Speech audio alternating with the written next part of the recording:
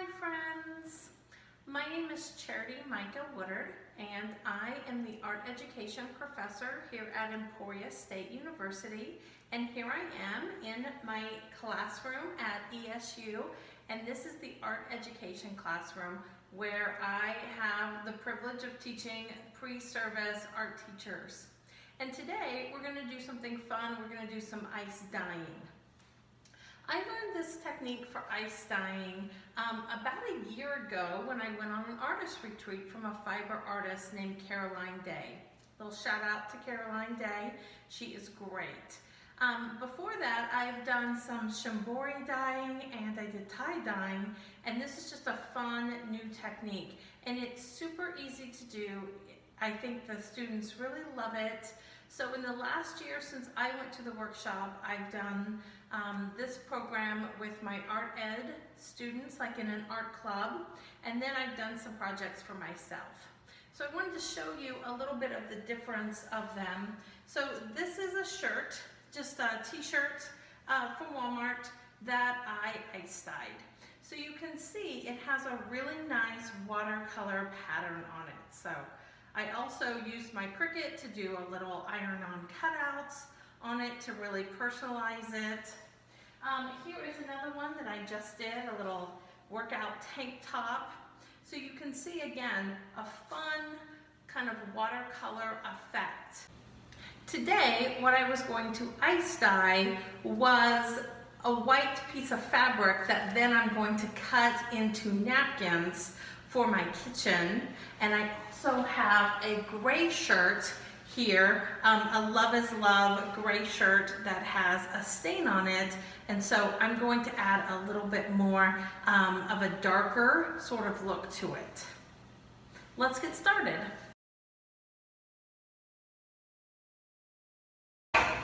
Let's go over some of the supplies that you need for ice dyeing. I'm gonna have a link to where I got some of the supplies in the attached handout or underneath the comments on this video. So the first thing you need to do for the ice dyeing process is you need to soak your fabric in soda ash. So this is the soda ash, and I got it on Amazon, and I'll have that link. The soda ash opens up the fibers of your fabric and it lets the dye adhere to it. So let's just talk a little bit about the kind of fabric that you need. The best thing to dye, and you know this if you have tie-dyed or if you've done any fabric dyeing whatsoever, is 100% cotton. So if you have 100% cotton, that's going to work the best. Most t-shirts that we're going to get at the store are not going to be 100% cotton. They used to be, but they're not anymore. We in the United States, we like really soft, sweet fabrics that feel like butter, and there's a lot of polyester in them. So you want to look at the label and you want to get something that is more cotton than it is polyester. So like a 60% cotton, 40% polyester is great. If you can find something that is 80% cotton, 20% synthetic material, that's also really good. Just anything that is more cotton than it is polyester. The dye is gonna wash out of the polyester of those fibers, so you really want that cotton to hold on to the fiber, so the dye, so it's nice and bright. Okay, here is the soda ash, and you need about a half a cup of soda ash per gallon of water. And the water needs to be really hot. So what I did is I let the water run in the sink until it was really warm, and then I also have a kettle right here of some water that I boiled, and I'm gonna pour it in as well. So it's nice and warm, and then I need to stir it up. And I'm just using some tongs, some plastic tongs, to stir it up to make sure that that soda ash is dissolved. Doesn't take very long for that soda ash to dissolve, and then I need to add my fabric. So my fabric goes in, everybody's in the hot tub together, make sure that they're submerged, and they're gonna sit there for 15 minutes.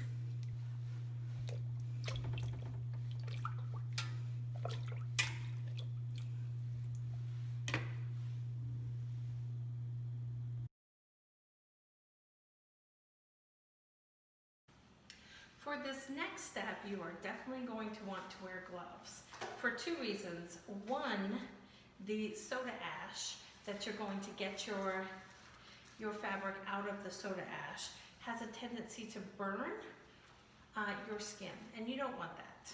And then the next part is the dye that we're using is really potent. And it's like food coloring. When you get it on your skin, it does not come off for a couple of days. It kind of has to wear off. So I have my gloves on, and I'm going to go over here and I'm going to get the fabric. But before I do that, I wanted to show you the setup. So what we need is we need some pans. You can use plastic pans, plastic like dish tubs if you have them. I just got some of these aluminum baking sheets. Baking pans, which then you can throw away, but I have a tendency to reuse them. So I have this. I also got some really cheap baking cooling racks. So this is a cookie cooling rack. And what you want is you want it to fit kind of snugly into your in your pan. So what we're doing is we're just creating a place here so when the ice melts, it can drip through the fabric and be caught by this pan, and our fabric is not just sitting in that mixture of colored water. So I need to raise this cookie sheet up off of the bottom of the pan, and so I'm doing that with just some Dixie cups. So I have some Dixie cups. I'm going to put 4 of them on the bottom of this tray, and then I'm going to put my cookie tray in there. So you can see I've got this little bit of a lift, and now I'm going to go and get my fabric and put it on here.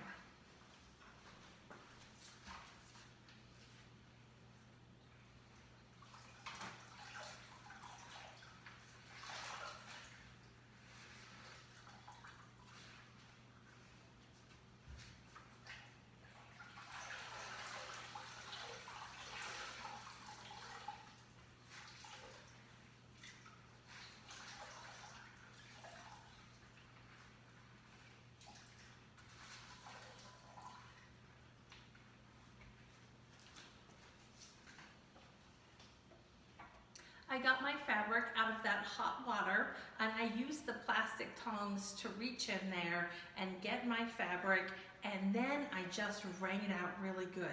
Do not rinse it, just wring it out. You want all of that soda ash to be in there. So here's my white fabric, and instead of folding it like you would for a tie-dye, like folding it in a particular way, you're just going to scrunch it up, and you're going to place it on the fabric, on the cooling rack. And here is my t-shirt, and again, I'm just going to kind of scrunch it up on the other side. The next thing I need to do is I need to pile this fabric with ice. So I'm going to go get my ice, and I'm going to put it all over the top of here.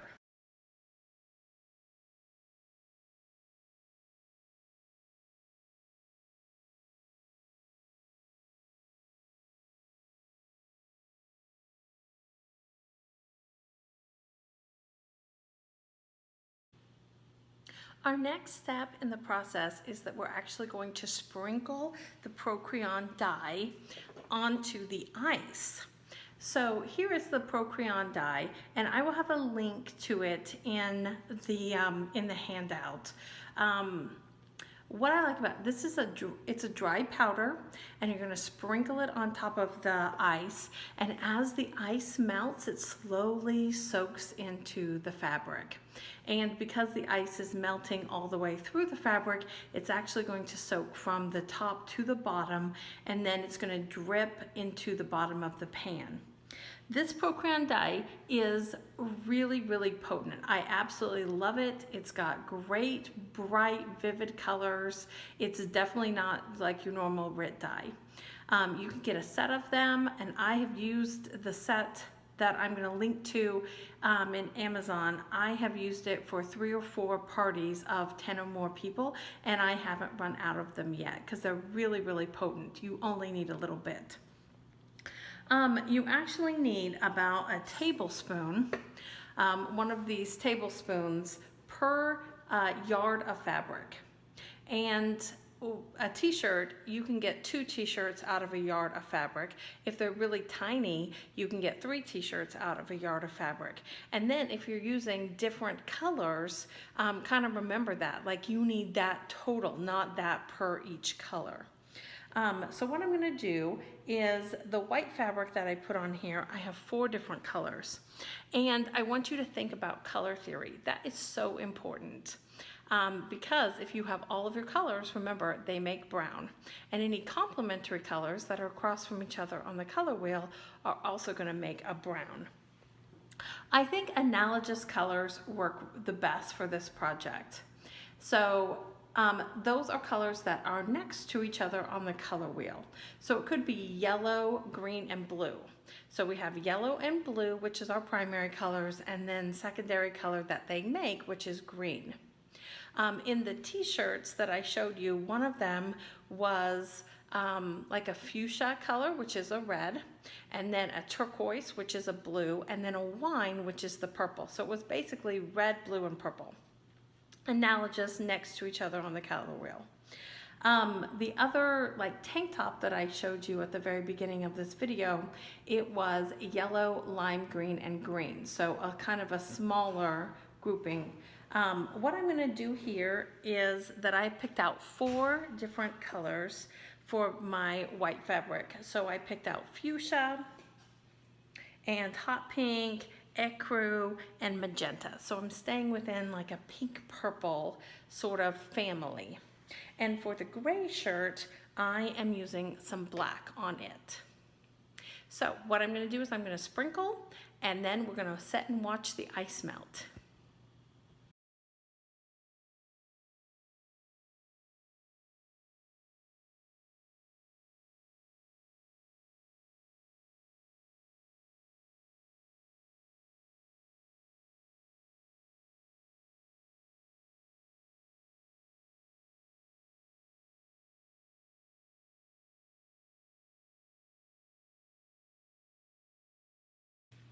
Okay, so the ice has melted, and now I'm just going to rinse them. So I need to rinse them really thoroughly. So you rinse them until the water runs clean. So the first thing you want to do is you want to rinse them on cold water.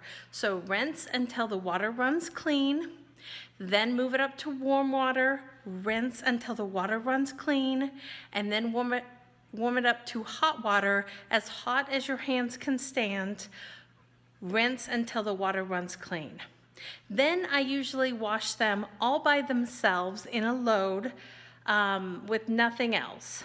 And I wash them and I dry them, and then they're good to go. Like I wash them with my regular colors on cold, with everything else, and I haven't had any problem.